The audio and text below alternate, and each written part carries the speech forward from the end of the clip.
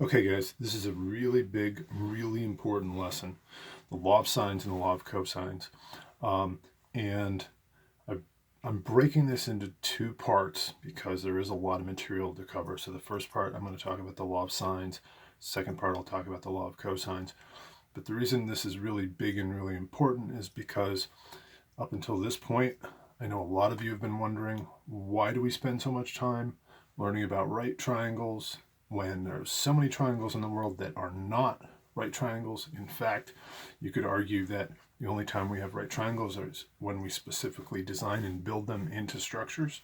And in nature, there's lots and lots of triangles out there that are not necessarily right triangles. Well, the law of sines and the law of cosines allows you to solve every single triangle. So this really kind of rounds out trigonometry and makes it a real universal math that you can use.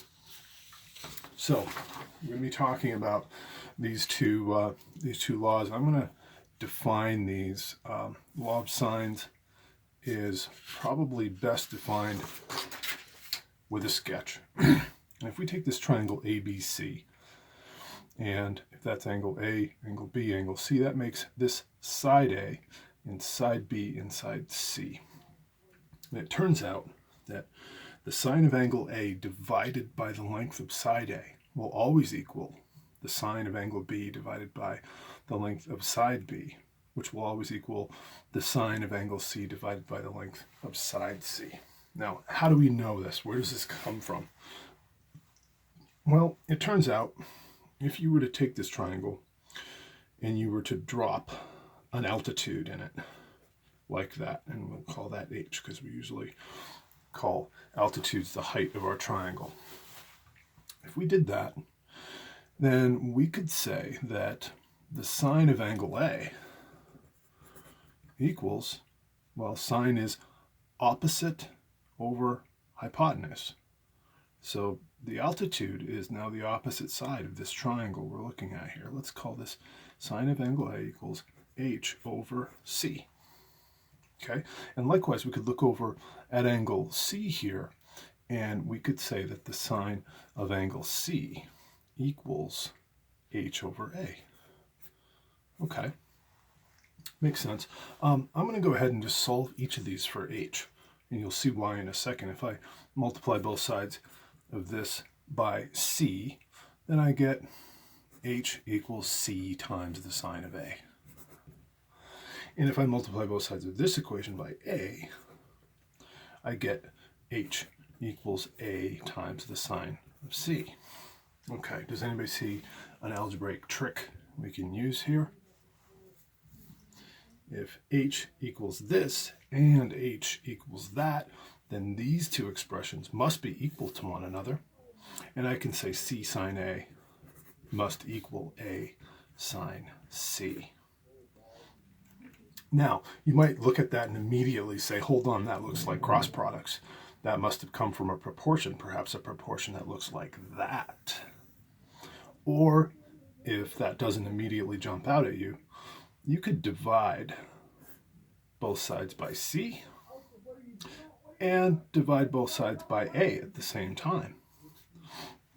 C's will cancel over here, A's will cancel over here, and I get sine of angle A over A equals sine of angle C over C. And that's where it comes from. And if you change your perspective, you can do the same thing and find that also the sine of angle B, this equals the sine of angle B over side B. Okay. All right, while we're into proving things, why don't we take a minute to prove something really cool and really useful that's going to help you out when you have to find area of a triangle and they don't give you that one very important piece of information that you're looking for. If this is side angle A, this is side A. If this is angle B, this is side B. And if this is angle C, we'll have side C over there. Good. And we've learned since middle school that the area of a triangle equals 1/2 times base times height. But every now and then you've run into a problem on a standardized test where they ask you to find the area of a triangle and they didn't tell you the height. And you were wondering, well, how do I do that? Well, it turns out there's another formula we can use that helps us solve and find the area of any triangle, even when we're not given the height. To do that, let's go ahead and just drop this altitude here, h, okay? And if area equals 1/2 times base times height, if we call side B the base, then we're all set. We've got our area equals 1/2 times base times height. But if they haven't given you the height, here's a little trick.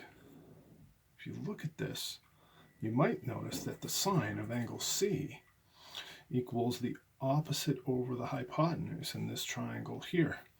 Sine of angle C is going to equal h over a. And I could get rid of that h there if I just took this and solved it for h. Let's go ahead and multiply both sides by a. And we're going to get a sine C equals h. Those a's cancel. Well, if a sine C equals h, can I go ahead and substitute it in there? And I'll get area equals 1/2 AB sine C. And I wrote it like that because that's probably the easiest way to remember it, rather than keeping the B out front. Let's put them in alphabetical order. Area equals 1/2 AB sine C. Okay, so if you ever have to find the area of a triangle and you're not given the height, go ahead and label that triangle ABC. Make sure you get the sides right. And remember, area equals 1/2 AB sine C. All right, let's try a few problems here with the law of sines. Now that we've got it and we've proven it and we're comfortable with where it comes from, let's take a look at this triangle and see if we could find P, side P, and round to the nearest tenth. So the law of sines says that the sine of angle P over side P should equal the sine of angle R, and I'm choosing these angles because we actually have those measures, sine of angle R over side R. And if we look at this problem, we can see angle P is 17 degrees. So the sine of 17 degrees over side P, which is what we're looking for, should equal the sine of angle R, the sine of 29 degrees, over side R, which is 8. Good. Now, cross multiply here before and solve for P before you grab your calculator. And that way you're going to have fewer rounding errors. Save your rounding until the end. So your cross products here are going to be 8 times the sine of 17. And get in the habit of writing it this way, 8 times the sine of 17. Put that 8 out in front so you don't accidentally multiply the 8 by the angle. You don't want to do that. And that's going to equal our other cross product, which is P times the sine of 29 degrees. Okay, let's get that solved for P before we reach for our calculator. Let's divide both sides by the sine of 29 degrees. Okay, those sine of 29 degrees are going to cancel over there. And now, when you grab your calculator, okay, you just want to be careful here. There's one little trick you got to look out for. 8 times the sine of 17. Now notice, I'm going to close my parentheses in the calculator right there because I don't want it to divide 17 degrees by the sine of 29 and then take the sine of that. I want it to find 8 times the sine of 17 degrees and divide all of that by the sine of 29. So watch your parentheses very carefully when you do these. And you get 4.825 rounded to the nearest tenth. We'll say 4.8 equals P. Good. 4.8. Excellent. Let's try another one of these. You want us to find C to the nearest tenth. Okay, so I want to go ahead and set up my law of sines again. The sine of angle C over side C, sine of 23 degrees over side C should equal the sine of 47 degrees over side A, which is 16. Okay? Now, my cross products are going to be 16 times the sine of 23 very handy. When you use the law of sines, you just end up with a proportion. And most of us are comfortable solving proportions using cross products. Our other cross product here is going to be c times the sine of 47. And before you reach for your calculator, solve it for c first. Okay? Divide both sides by the sine of 47. Those guys will conveniently cancel. And I'm going to reach for my calculator now. Be careful on the grouping symbols again. 16 times the sine of 23. Close your parentheses there, okay? And divide that whole quantity by the sine of 47. If you remember to close your parentheses there, you'll never go wrong on these problems. To the nearest tenth, that's going to be 8.5 equals C. Good. All right, let's try one now where we're going to use the law of sines, but this time instead of finding the side, we want to find an angle. We can do this even when we're looking for angles. In this case, let's go ahead and start with sine of x degrees, the angle we're after, over that side. That corresponding side is 11. And that should equal the sine of 50 degrees over 10. Okay? Now our cross products are going to be 11 times the sine of 50 equals 10 times the sine of x. Now go ahead and solve this for x before you reach for your calculator. We're going to divide both sides by 10. And we get 11 times the sine of 50 over 10 equals the sine of x.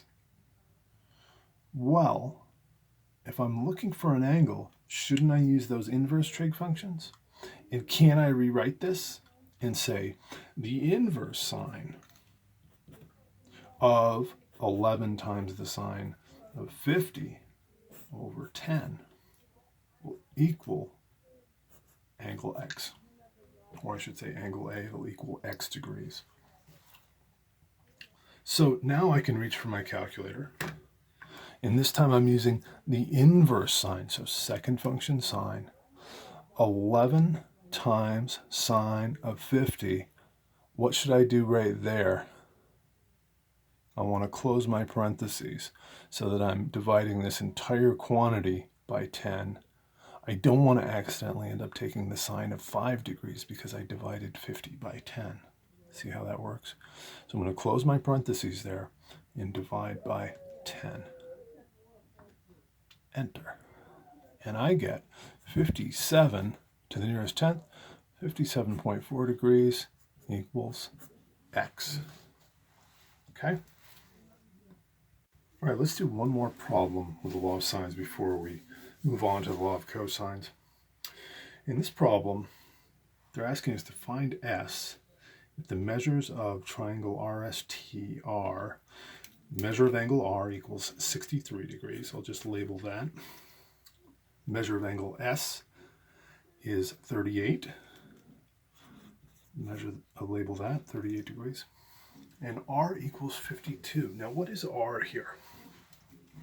This lowercase r represents side R. Where is side R on this triangle? It'll be opposite, across the triangle from angle R. So here's R. And what do they want us to find? Let's go back. They want us to find S. Where is side S? Across the triangle from angle S, we'll find side S. Okay. So it looks like we can use the law of sines here because we have this angle across from the angle we're looking to find, and then we have this other angle and side relationship. So we can say that the sine of 63 degrees over R, 52, should equal the sine of 38 degrees over side S. Okay, and as you're going to see when we get into the law of cosines, if you ever set up a trig problem and you have too many unknowns, you got to ask yourself, am I using the right law? Okay, we're going to get into some with the law of cosines where you're going to end up with too many unknowns. But if you set this up correctly, then you've got everything you need. And if you were missing an angle for some reason, of course, in this particular case, you can find angle T using triangle sum theorem if you needed it. Let's go ahead. We do have enough information as we've set this up to go ahead and solve for S. Our cross products are going to be S times the sine of 63 degrees will equal 52 times the sine of 38 degrees. Good. And always solve for your variable before you reach for your calculator. Okay, go ahead. Those cancel. And we're going to get S equals, let me clear that out, 52 times the sine of 38. Don't forget to close those parentheses. Divided by the sine of 63. And we get S equals, they didn't tell us how to round it, did they? I'm going to go ahead and round to the nearest tenth. We get S equals 35.9. Okay. All right. That's the law of sines. Again, notice we can use this in all sorts of triangles. They don't have to be right triangles. If you don't have a right triangle and you need to solve it, you're looking to use either the law of sines or what we're going to look at in the next video, law of cosines.